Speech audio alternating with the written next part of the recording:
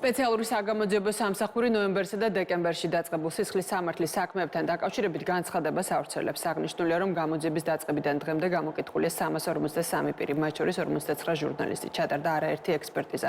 მოპოვებულ მტკიცებულებებზე დაყრდნობით საქართველოს პროკურატურის მიერ დაზარალებული სტატუსი უკვე 52 პირს მიენიჭა.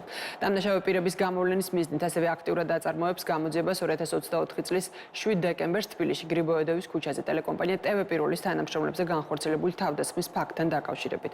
გამოძიების ფარგლებში გამოიკითხა 52 პირი, ამოღებულია სათვალთვალო კამერების ჩანაწერები. ტელეკომპანია TV1-ის მიმართვის საფუძველზე სასამართლოს განჩინებით 2025 წლის 16 იანვარს ამოღებული იქნა მეხსიერების ბარათი, რომელშიც დაცულ მასალას შესაბამისი ექსპერტიზები ჩაუტარდება.